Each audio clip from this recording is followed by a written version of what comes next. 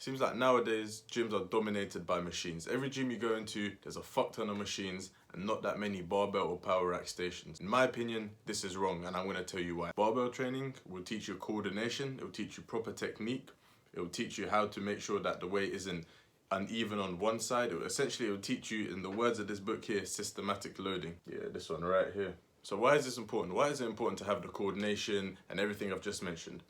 It is important because barbell training allows the body to move in a way that is designed to.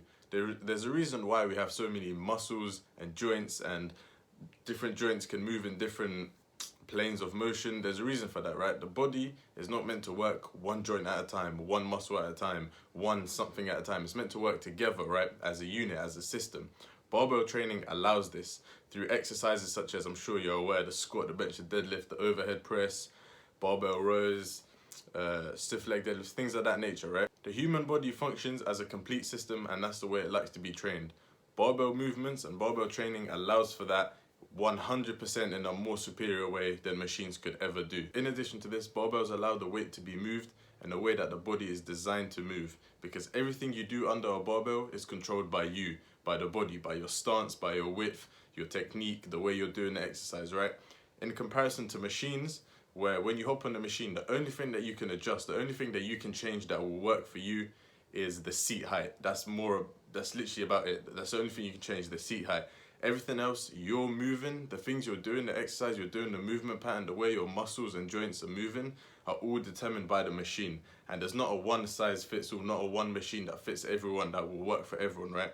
People are different, and that means machines should be different. But of course, there's not going to be 10 different varieties of the same machine in every single gym, which is why with barbell training, no matter what you look like, how fat or short, or how long your arms are, how short your legs are, whatever, the barbell can work for you. You just need to adapt it differently. A long person and a short person squat, it can have the same mechanics, right? Barbell over the center, mid-foot, but it will look different. That's because the barbell has adapted, the movement and the exercise has adapted to the person, rather than the person trying to adapt to a machine that can only work in one way. There's only one way to work it. You either do the machine or you don't do machine. There's nothing that you can adjust about it apart from the seat. Machines force the weight to move according to the machine.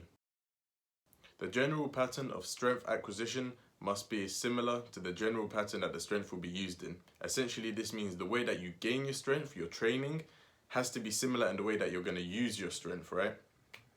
And this mostly relates to sports, right? When you're using strength training and barbell training to supplement the sport. So tell me a sport, right? Let me ask you, tell me something, a sport where you use one joint at a time, or one movement at a time, or one muscle at a time.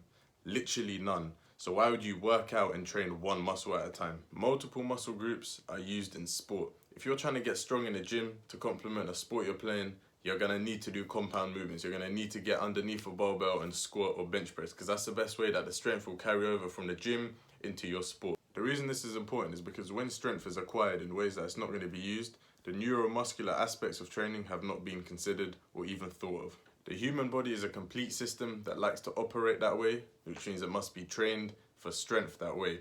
And machines do not allow that. The only things that allow that would be barbell movements. So that's the main points that I'd like you to take away on why I believe barbells are superior to machines, right? But that's not to say machines are completely useless. I do think there's a time and place for them. However, I don't think they should be the main thing in your workout. They shouldn't be the first one you write when you go to write your own program or whatever. You shouldn't put the machine first. Like, you should start with the compounds, and machines should sort of be accessories, sort of a last resort, or one of them things you do at the end. I don't think they should be the main potatoes, you get me, of your workout program. And you'll find that the reason machines are so popular is because they're easy to use and they're easy to teach. You don't need to worry about the bar staying over mid-foot and the balance and coordination and everything I've mentioned. You just hop on the machine, take the pin out, adjust the pin to your weight, and just do the reps. Machines are designed for staff convenience. They're easy to teach and easy to use, which is why a lot of personal trainers, not all of them, but a lot of them, get their clients to hop on machines. I go to my gym and I see our personal trainer took this person to this machine, followed by this machine, followed by this machine, and I'm thinking, what is going on? Like, how can you be telling somebody who wants to get fitter or stronger, how can you just be putting them on machines? Or what, just because it's easy, just because it's easy to teach and easy to perform? Like, that's the main reason. It seems like it's a bit of a business model here. Just get the people in, get them to pay for your personal training, put them on machine, and cool, I'll see you next week. One more point that I shouldn't forget that I need to add is that barbells allow for the overload and progression way more than machines ever could, right? The only way you can progress on a machine is if you increase the weight, and they'll get to a point where you've maxed out the weight. That might not be soon, that might be maybe in 1, 2 or 3 years that you actually max out the stack on whatever machine exercise you like doing. But eventually you'll max out the stack, right? And you'll find that you can't increase the increments by however much you want. You have to increase the weight by the options that are given to you by the machine, right? Whereas on a barbell, you can choose. If you want to increase it by 2.5 kilos a week, you can. By 1, by half a kilo, by 2.5 kilos a week, by 3, you can, right? All you need to do is get your hands on some micro plates if your gym doesn't have it. And just like that, the barbell movements, you can increase them by whatever works for you. If you're a novice, you can probably do, 2.5 jumps or 5 kilo jumps. But if you're more edging towards the intermediate, which is a bit like me, I'm sort of nearing the end of my novice phase, I just put on the micro plates and I'm increasing weight every week using the micro plates. So that concludes my video on why I think barbell training is superior.